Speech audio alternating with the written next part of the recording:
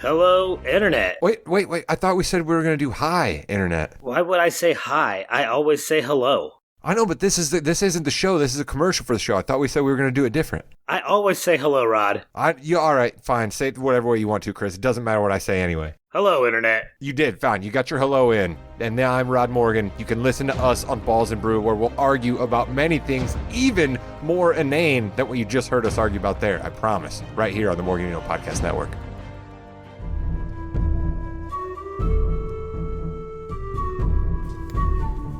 Come on in, guys. Let's talk about season 42 of Survivor. I'm your host, Rod Morgan, and with me is my co-host in life and my co-host on this podcast, the Mrs. Morganino, Kate Morgan. Kate, hello. Hello.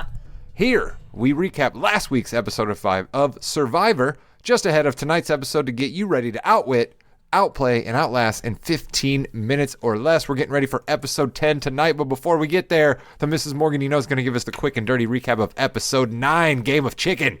Okay, so what we have is coming back from the last tribal council on night 16, Romeo comes in ready to burn that place to the ground, right? He received 3 votes. He's not happy about it. He was already extremely paranoid, and he comes in there hot. But he does manage to play it cool and try to be as collected as he possibly can be. Hai now, on the other hand, comes in there guns a-blazing because he received just 1 vote and is trying to flush out where this vote came from, who did it, who could possibly vote for him. And he determines it was Romeo. Romeo still denies it. But Romeo, in a confessional, says, hey, I voted out Hai because he's crazy and I want everybody to know how crazy he is. And in that regard, Romeo got it right. I'm just going to call let's hold on a second here. I think it's very possible that Romeo was just being a tad bit reactionary, a tad bit bitchy, for lack of a better term here, and he was mad at Hai for mobilizing against him, and he just voted for him. I'm not so sure Romeo played out all of the steps he laid out for us in the confessional in his mind out before he did it. I tend to agree with you, but when it comes to bitchiness, Hai was way bitchier when he came back from tribal council in the way that he treated Romeo and everybody else. Like, how could any of you possibly vote for me? And it's like, bro, you're still playing a game. Easy now. And at the immunity challenge, we again are parsed with something that we get quite a bit. When the tribe comes together and we still have double-digit number of people, we tend to have this kind of scenario where the tribe is split into 2 different groups to play the challenge. And we have the same here. We have an orange tribe and a blue tribe getting together for a balance out in the middle of the ocean. And it was awful. I mean, out of all the ocean challenges we've ever seen, I think these might have been the highest waves dealing with our 2 different teams. Okay, so what we have is we have 2 teams of 5. On the orange tribe, we have basically all the dudes. We have Omar, Hai, Roxroy, Romeo, and Mike. And then on the blue tribe, we have Jonathan, Lindsay, Drea, Marianne, and Tori. Now, what's different about this challenge from what we've seen in years past is that there will be 2 winners from both tribes who will be saved from what Jeff says is a 2-part tribal council. So the last person standing will also win kebabs for his or her 5-person tribe and is then able to see who is voted out of the tribe before the second 5-person tribe goes to tribal council. So 2 tribes, winner from each tribe. The one that has the last person standing has a couple more advantages than the guy who wins for the other tribe.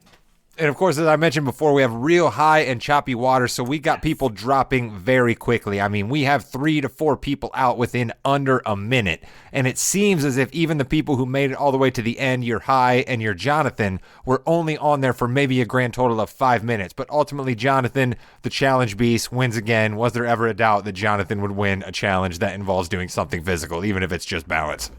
So on the orange team, so again, you have the orange team and the blue team, and on the orange team, all the dudes, Romeo seems to be the easy choice to get out for this tribe. Then Omar starts thinking, you know what? Right now would be a good time to get Roxroy out because he's totally not expecting it. He is then able to get Hai and Romeo, who are rivals, on his side for this. And Roxroy is thus then blindsided by the vote in the first of the 2 tribal councils. But I believe it's the second tribal council of the night that is going to end up being the biggest story coming out of this week's Survivor, and that is the blue team when they head off. But they talk right after the commercial break that everything should be very easy for them because Tori is going to be the person that seems easy for them to vote out. But Jonathan decides that he wants to try to get a little more advantageous, wants to try to get a little strategic for the first time this year. And he says, why don't we vote off Drea simply in an effort to flush out an individual immunity idol? Jonathan seems to have no more motivation behind this vote other than just that. He has almost everyone on board until they go to tribal council, and both Drea and Marianne proclaim that they will play their individual immunity idols. And as a result, Tori does in fact go home. Yeah, so that's really the quick and dirty of it. We'll get into the twists and turns that evolve as the result of that tribal council here. So before we get into that tribal council, we want to say that on day 17, before the immunity challenge even happens, we have Roxroy in the camp suggesting to all of the men that they form an all-male alliance. Jonathan and Mike are on board, but Omar and Hai are both reluctant for different reasons. So you have Omar who says, you know what? I am a weaker male player in this game, and there is no way if I am in an all-male immunity alliance that I'm going to win individual immunity against people like Jonathan and Mike and Roxroy. It's just not going to happen. So in that regard, he is not on board. Then you have Hai, who says, this decision is totally misogynistic and something he doesn't want to be a part of. I have to say, listeners, as an outspoken feminist, I do not see this alliance as being misogynistic in any way, shape, or form. I actually see it being quite smart. In none of those conversations was Roxroy saying these women aren't as good as us. They can't do things like we do. They're not contributing. They're not good members of society. They are less than. He wasn't saying that. It could have been a really strategic move to get all of the guys into one alliance. Women tend to do that all the time on Survivor. Yeah, I think it's literally just a situation of, hey, we're all probably a little bit stronger together because sooner or later people are coming for us. So why don't we look out for each other's individual backs here? I think that's really all it was. I don't think it was misogynistic at all. No, I agree. So then, going into the first tribal council, Roxroy is blindsided.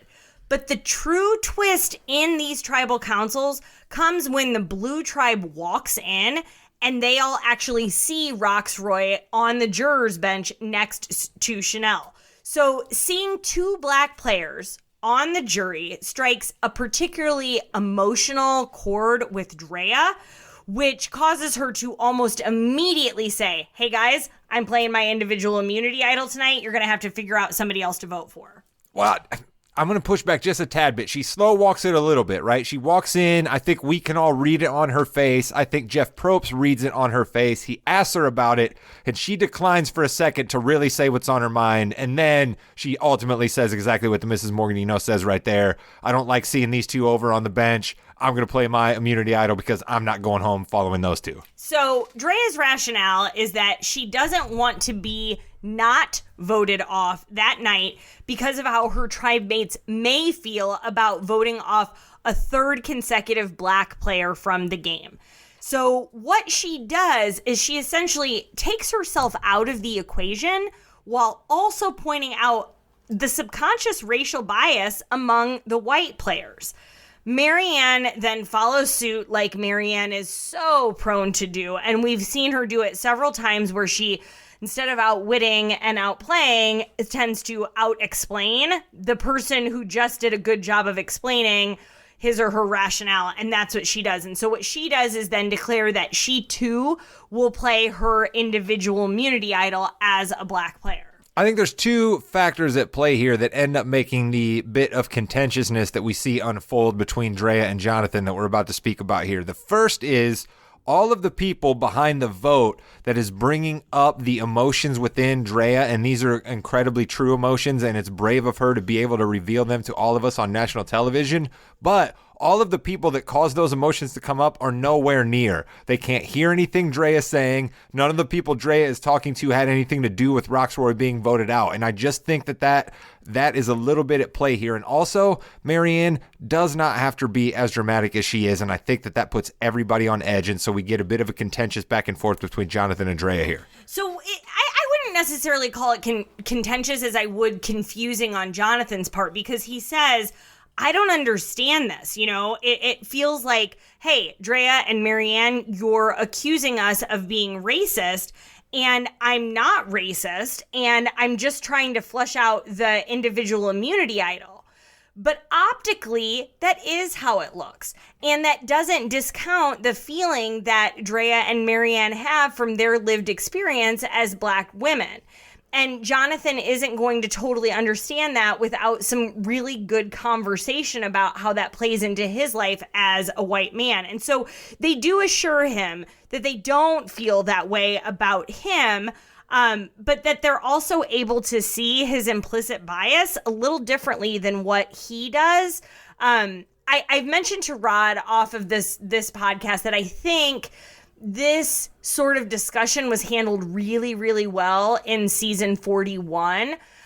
We had some really good conversation about racism and about white privilege that Leanna actually started and that Xander participated in. And I think that was a really valuable discourse in Survivor. And this wasn't carried out nearly as well. And I have to say that it could have been carried out better, maybe not well, but better, if Marianne hadn't been so forceful and in her way of not letting anyone speak during that conversation. She was grandstanding.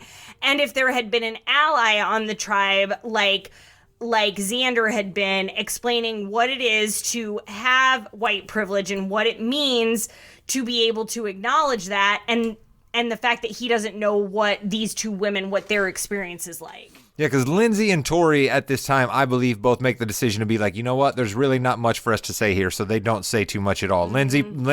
Lindsay and Tori both try to play the role of ally. Both of them express their sadness to the other players that this is something they have to go through, and they both make it known that that's something they know nothing about. But it just, they don't offer a lot to the conversation. No, they're not being allies. They're half-assing it because they know that one of the two of them is going to go home, and that's exactly what happens. So during this conversation, we see our first live tribal council, which is something that we talked about in the very last episode. When are we going to see a live tribal council? Well, we saw it here.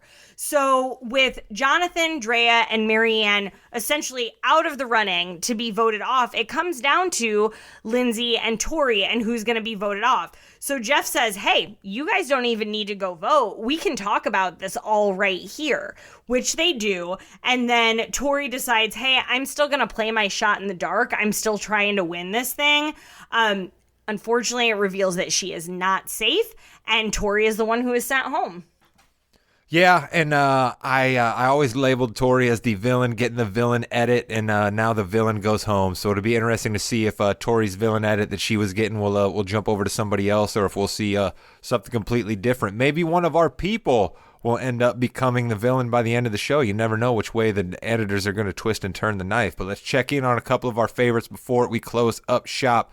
Jonathan, I think, had his first misstep of the season so far, right? I think not only did things not go well for Jonathan in the Ultimate Tribal Council discussion, where he came off a little forceful, a little too not understanding, but he really was being a bit misogynistic and a bit, I'm the big brother who knows better than you girls, before they even got to the immunity vote there. So it was a bit of a misstep out of Jonathan. So he was a challenge beast once again, but perhaps his social game, there's some cracks developing there. Yeah, it was clear he was not listening to Lindsay's advice prior to that tribal council on the beach when she's like, I know some things that are happening, and he was just kind of little ladying her and like, no, I know more than you do, when it came to getting Drea out, and which probably wouldn't have been the smarter vote anyway, which is what he had wanted. So that's interesting. We also have Hai, who I mentioned in the very beginning, being very vengeful and bitter toward his accusations of Romeo voting him off. But I will also say that he proves to be very loyal in this episode when he goes to Mike telling him, hey, I think we're going to go with Roxroy at this tribal council. Mike isn't totally on board with it, but does appreciate his honesty. I like that you point that out as well, because had it not been for that little thing that they threw in for us, I totally would be nominating High right now for the guy to step into the villain role. Yeah, I agree. We'll see how he goes. You can see his ego sort of ebbing and flowing throughout these episodes and feeling a little bit bigger than what he might be. So we'll see how that happens. So Omar continues to be everywhere. Everywhere. And he is making big moves. I personally think he is doing it very well and very covertly and very earnestly. We'll see how Omar starts to play out in this. Yeah, I still tend to think that Omar's probably stretching himself a little too thin. He's going to have a little too many different people he's going to have to tie loose ends up with. But so far, man, anything that goes down on the beach, Omar knows about it, and that's definitely a good place to be. But something else that goes down on the beach quite often is rain. And we got to shout out our guy, Jeff Probst, right? Because ultimately, he's the Emmy winner. He's the old school. He's the guy who's been around every season of Survivor.